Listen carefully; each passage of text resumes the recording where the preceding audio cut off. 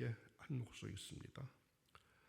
예수께서 12제자를 데리시고 이르시되 보라 우리가 예루살렘으로 올라가노니 선지자들을 통하여 기록된 모든 것이 인자에게 응하리라.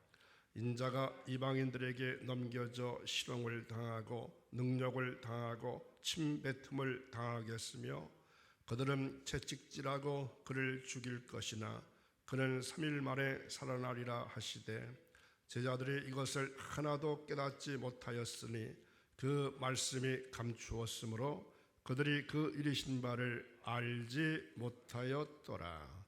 아멘. 오늘도 새벽을 깨우시고 거룩한 전에 올라오신 여러분의 한날의 삶이 꿈만 같은 최고로 좋은 일이 일어나는 복된 한날이 이어지기를 간절히 축원합니다.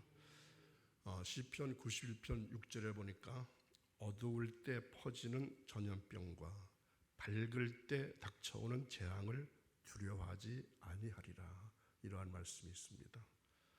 분명 지금은 재앙이지만 또한 한쪽으로는 분명 기회일 것입니다.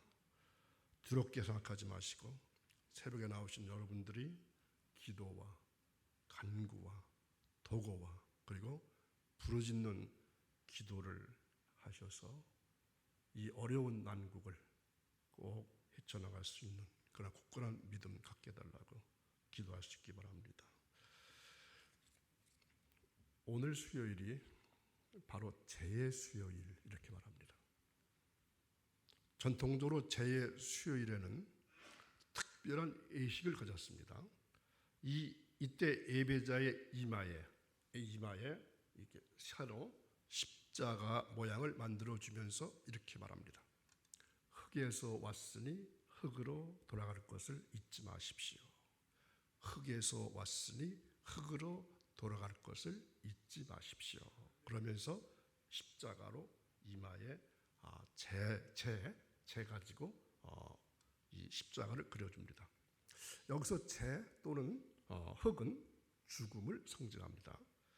그리고 재를 머리에 얹어주는 것은 방자했던 나 자신을 돌아보게 하는 것입니다. 이 의식은 인간의 유한성과 회개의 필요성을 상징합니다. 이것을 통해서 우리의 삶은 짧고 오직 십자가에 달리신 예수 그리스도를 통해서 구원받을 수밖에 없는 존재임을 깨닫게 되는 것입니다. 그래서 사순절의 시작은 재의 수요일 또는 참의 수요일이라고 부르는 오늘부터 시작됩니다.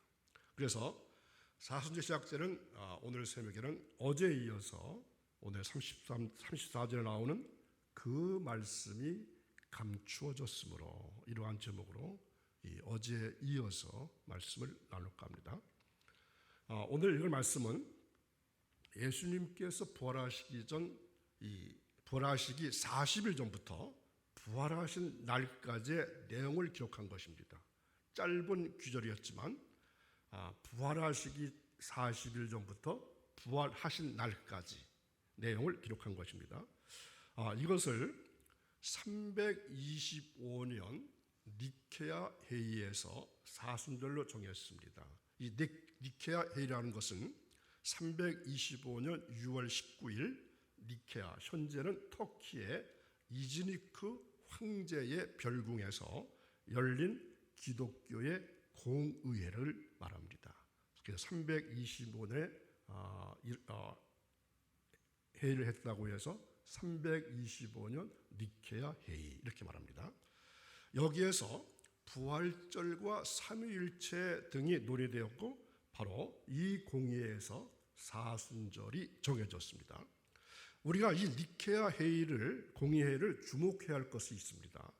왜냐하면 이 사도행전에 나오는 예루살렘 공의회 이후에 기독교 최초의 공의회로 인정받았기 때문에 이 니케아 회의가 기독교에서는 아주 중요한 공의회입니다.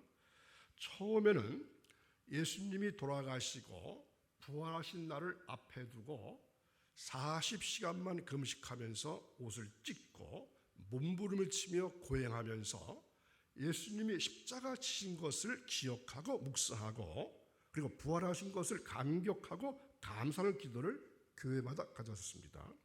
그러다 40시간 가지고 되겠느냐, 안 되겠다고 해서 고난주간을 만들었다가 이것도 안 되겠다 해서 니케아 회의에서 몇 년도라 그랬죠? 325년 니케아 회의에서 사순절로 정했습니다. 그래서 사순절은 오늘부터 부활주일까지 주일을 뺀 40일을 말합니다. 사순절 동안은 지금은 그렇게 하지 않는 분이 대부분이지만 고기도 안 먹습니다. 누리지도 않습니다.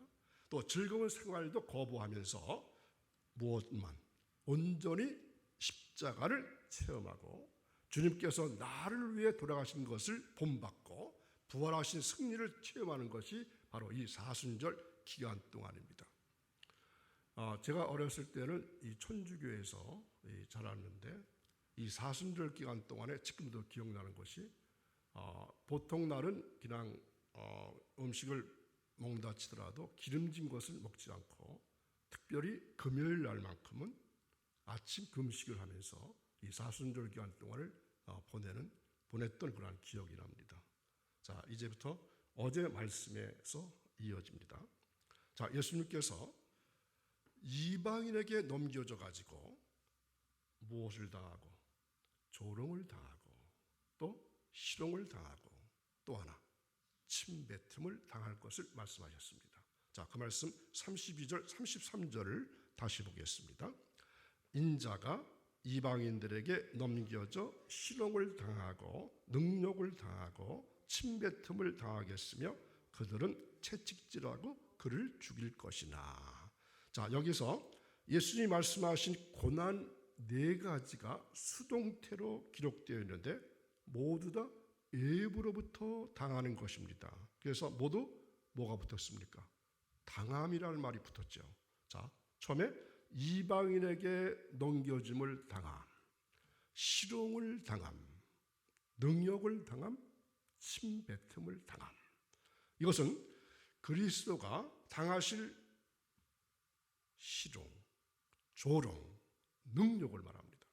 구체적으로는 그런 침뱉음과 채찍질을 당하신 것입니다. 그렇다면 이런 능욕과 조롱, 특히 침뱉음과 채찍질처럼 구체적인 그리스도의 고난에 대한 구약 성경은 어떻게 말씀하고 있을까요? 시편 22편에 보면은 메시아가 받을 능력과 조롱에 대해서 이렇게 말씀합니다. 함께 있습니다. 나는 벌레요 사람이 아니라 사람의 비방거리요 백성의 조롱거리니이다. 나를 보는 자는 다 나를 비웃으며 입술을 삐죽거리고 머리를 흔들며 말하되 그가 여호와께 의탁하니 구원하실 걸 그를 기뻐하시니 건지실 걸 하나이다. 아멘. 선지자 이사야는 메시아가 침을 뱉음과 채찍질에 관해서 기록하고 있습니다. 이사야서 50장 6절 나를 때리는 자들에게 내 등을 맡기며 나의 수염을 뽑는 자들에게 나의 뺨을 맡기며 모욕과 침뱉음을 당하여도 내 얼굴을 가리지 아니하였느니라. 그러면서 특히 이사야 53장은 메시아의 고난과 죽음에 관한 자세한 예언이 담겨 있습니다. 그런 멸시를 받고 사람들에게 버림받으며 찔리고 상하고 징계를 받고 채찍에 맞으며 곤욕과 신문을 당하고 살아있는 자들의 땅에서 끊어지고 부자의 무덤에 묻히며 범죄자 중 한 해로 헤아림을 받으며 많은 사람의 죄를 담당하며 범죄자를 위해 기도할 것, 메시아의 죽음, 그것도 백성의 허물과 죄에 대한 형벌을 대신 받기 위해 죽임 당할 것을 선지자 이사야는 분명히 말씀하고 있습니다. 사실 메시아에 대한 예언은 최초로 창세기 3장부터 등장합니다. 인류가 사탄을 위해서 죄의 저주 아래 놓였을 때 장차 여자의 후손이 뱀의 머리를 사게 할 것이다 이렇게 말씀하셨습니다. 그러나 동시에 그는 발꿈치의 상함을 받을 것이라. 여기에도 메시아의 고난에 관한 예언이 들어있는 것입니다. 성경은 이렇게 일관성 있게 메시아가 고난당하고 그리고 죽임을 당할 것을 말씀하고 있습니다. 빌립보서 4장 4절에 보면은 주님 안에서 항상 기뻐하십시오. 다시 말합니다. 기뻐하십시오. 이런 말씀이 있습니다. 빌립보서는 옥중서신 이렇게 말합니다. 이 말은 빌립보 교인들에게 옥에 있으면서 쓴 편지라 하는 것입니다. 바울은 말할 수 없는 고통을 당하면서 옥살이를 하게 됐는데 그러면서도 새 생명 얻는 신앙이 분명했기 때문에 기쁨과 즐거움으로 이 글을 썼던 것입니다. 사실 신앙생활이 하는 것은 육체적으로 생각하면 참 고통스럽고 때로는 괴로운 일이기도 합니다. 그러니까 고통스럽고 괴로우면 하기가 어렵습니다. 그러나 기쁘고 즐겁기 때문에 신앙생활을 하고 있는 것입니다. 바울은 이 비밀을 깨달았기 때문에 십자가를 지고 날마다 죽노라 이렇게 말하고 있습니다. 새 생명을 얻고 쉬게 되는 체험을 하고 나 보니까 날마다 죽어도 그것이 기쁘고 즐거웠다는 얘기입니다. 겸손하고 온유한 주님의 마음을 가지고 십자가를 지면 십자가가 쉽다고 그랬습니다. 겸손하고 온유한 마음을 가져야 다 용서할 수가 있습니다. 미운 사람, 싫은 사람은 없고 다 보기가 좋고 귀하게 볼 수가 있게 됩니다. 그래서 주님은 조롱과 모욕과 침뱉음을 당하셨는데도 이렇게 하는 자들에게 어떻게 하셨습니까? 오히려 축복을 비셨습니다. 용서에 달한 기도를 하셨습니다. 이것은 십자가가 아니고서는 도저히 할 수 없는 일입니다. 바울뿐만 아니라 믿음의 선진들이 순교하면서도 기뻐했고 즐거워했더랬습니다. 우리가 배가 고프면 자연히 식당 안으로 가서 음식을 먹게 됩니다. 그런데 배고픔을 해결받기 위해서 우리의 모든 것들이 동원되어야 합니다. 발도 움직여야 되고 손도 움직여야 되고 입도 혀도 팔도 다 동원되어야 합니다. 다 동원이 되는데 그것들이 헛수고하는 것입니까? 아닙니다. 밥을 먹으면 영양분이 머릿속부터 발끝까지 다 공급이 되는 것입니다. 우리가 십자가 지는 일이 헛되는 것 같아도 절대 그렇지 않습니다. 예수님께서 온 인류를 위해서 십자가를 지신 것처럼 우리 민족의 뿐만 아니라 세계에 있는 모든 이들에게 신령한 구원 운동이 되어진다는 것을 생각해야 합니다. 배고픔 때문에 온 지체들이 총동원해서 작업을 하는 것처럼 지금 우리가 이렇게 모여서 새벽에 기도하면서 하나님께 예배하는 일이 바로 나만의 예배가 아니라 나만의 기도가 아니라 나만의 감사가 아니라 온 우주 삼라만상에 영적인 영양분을 공급하고 있는 신앙 운동이 되고 있다는 것을 아시기 바랍니다. 어제 비가 내렸죠? 비가 하늘에서 내리면은 다 버린 것 같습니다. 그런데 그 비로 인해서 방초동산을 만들고 사람들에게 식수가 되기도 하고 온 식물들에게 혜택을 주고 모든 공해를 깨끗하게 하기도 하면서 많은 일을 하는 것과 마찬가지입니다. 내가 십자가 지는 일이 별것 아닌 것 같아도 좀 더 귀하게 생각하면 유기적으로 합동해서 선을 이루게 하시는 하나님의 놀라운 역사임을 깨닫게 됩니다. 가정에서도 희생하면서 십자가를 지시는 부모님의 덕분 때문에 자녀들이 나중에 장성해서 부모가 되어 또 그 십자가 지는 것을 하게 되는 것입니다. 그런데 이 십자가를 지라고 하나님이 명령하시는데도 안 지려고 한다면 어떻게 되는 것입니까? 더구나 주님이 이 십자가를 지시면서도 우리에게도 지라고 하셨는데 못 지겠다고 하면 어떻게 되겠습니까? 자, 33절에 보면은 예수님은 사흘째 들은 날에 살아날 것이다 이렇게 말씀하십니다. 자, 어떻게 죽기도 전에 살아난다는 말씀을 하실 수 있을까요? 왜 그렇습니까? 사실이기 때문입니다. 하나님의 명령이기 때문입니다. 하나님의 명령은 그대로 다 이루어진 것을 믿었기 때문입니다. 그렇다면 구약 성경이 메시아의 부활을 어떻게 예언하고 있을까요? 시편 16편 8절에서 10절까지 말씀 보겠습니다. 내가 여호와를 항상 내 앞에 모심이여 내가 흔들리지 아니하리로다. 이러므로 나의 마음이 기쁘고 나의 영도 즐거워하며 내 육체도 안전히 살리니 이는 주께서 내 영혼을 수월에 버리지 아니하시며 주의 거룩한 자를 멸망시키지 않을 것임이니이다. 아멘. 바울은 이 시편 말씀을 인용해서 하나님께서 다윗을 통해서 기록한 예언대로 예수를 죽음에서 다시 살리셨다고 선포합니다. 이처럼 하나님은 성령을 통해서 구약 선지자들을 감동하게 하셨고 메시아의 고난과 죽음 그리고 부활을 기록하셨습니다. 그리고 예수님을 그 말씀에 따라서 예루살렘에서 당하신 일을 담당하실 계획입니다. 그런데 왜 제자들은 이것을 하나도 이해하지 못했을까요? 어떤 사람은 아마 제자들이 미련했기 때문이다 이렇게 말하는 사람도 있습니다. 베드로, 요한, 야고보는 어부였고 교육받지 못한 사람이었고 예수님의 12제자 대부분이 아주 평범한 사람이었다는 것입니다. 그들이 당시에 아주 유명한 학자나 지식가가 아니었다는 사실은 틀림이 없습니다. 하지만 베드로가 기록한 베드로 전서나 후서를 볼 것 같으면 그가 절대로 미련하지 않았다는 것을 보여주고도 남습니다. 특히 베드로 전서는 너무나 훌륭한 문장으로 기록되어서 지금도 어떤 사람은 과연 갈릴리 어부라고 했던 그 베드로가 쓴 게 맞아? 이렇게 의문을 가질 정도입니다. 그만큼 베드로는 뛰어난 실력을 가졌습니다.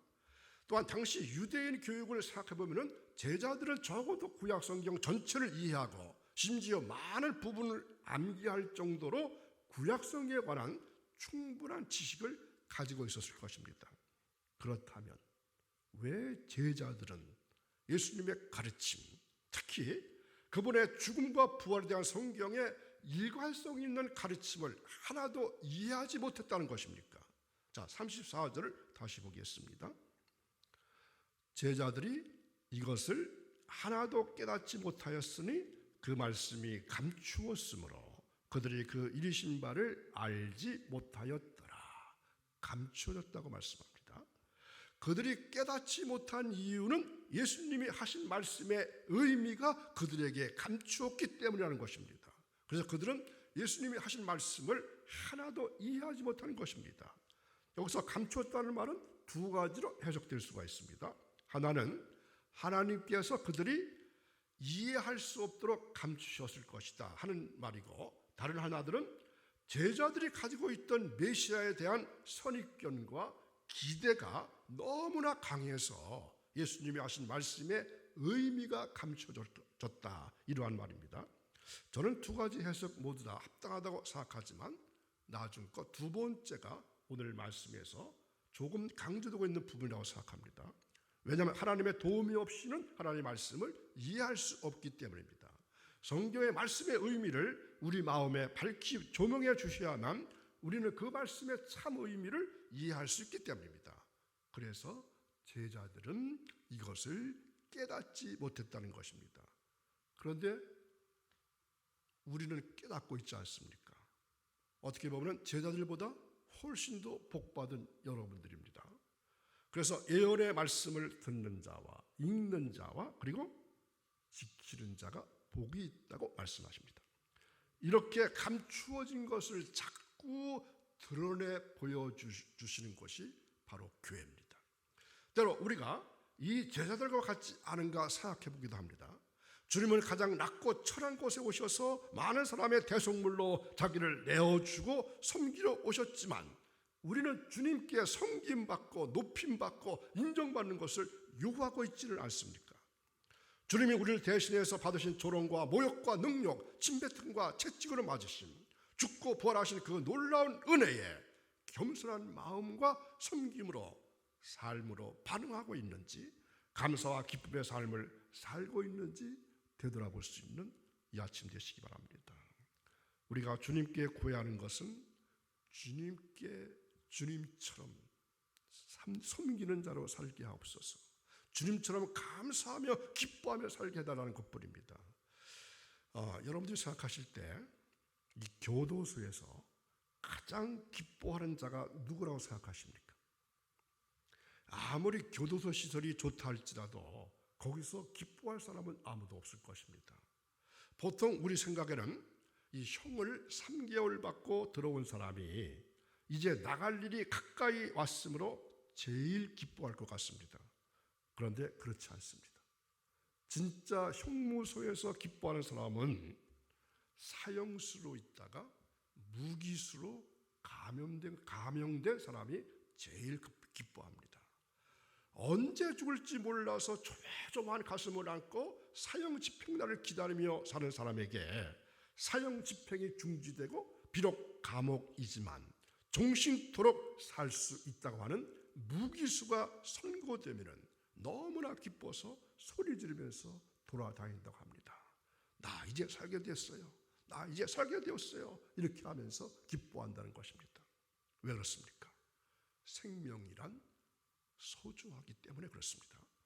예수님이 나 대신 십자가에 죽으시고 나를 의인으로 만드셨기 때문에 주님이 주신 그 의를 들고 하나님 나라에 갈 것 같으면 하나님께서 우리를 종신형에서 무기형으로 감형시켜 주시는 것입니다. 더 나아가 우리에게 완전한 자유를 주셔서 하나님과 더불어 영원토록 하늘에 있는 모든 축복과 행복을 누리도록 허락하셨으니 어찌 큰 은혜가 아니겠습니까?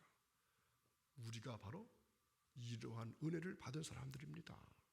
그러므로 앞으로 40일 동안 예루살렘을 향해서 발걸음을 옮겨 놓으시는 예수님, 그리고 그곳에 가셔서 십자가에 발을 올려 놓으시고 우리를 위해 자기 생명을 바치시는 그 예수님을 묵상하면서 내가 얼마나 큰 죄인인가를 자주 고백할 수 있기를 바랍니다.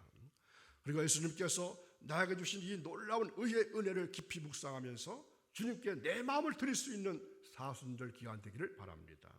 주님 앞에 내 정성과 사랑을 고백할 수 있는 사순절 되길 바랍니다. 자, 오늘 그래서 사순절의 강단 색깔이 바뀌었죠. 무엇입니까? 보라색입니다. 보라색의 뜻은 위엄과 존엄을 의미합니다. 그래서 이 대림절과 순환절의 죄로 인해서 죽을 수밖에 없는 인간들에게 회개할 수 있는 기회를 부여해 줌을 의미합니다. 참회를 상징합니다. 그래서 보라색은 대강절과 사순절 이 두 절기에만 사용합니다. 자, 오늘 세고를 깨우시고 전에 올라오셔서 말씀드리시는 사랑하는 여러분, 오늘부터 우리는 사순절 절기를 살아가기 시작합니다. 마음을 찢으며 주님 앞에 설 수 있기 바랍니다. 힘을 다해서 여호와께 돌아오시기 바랍니다.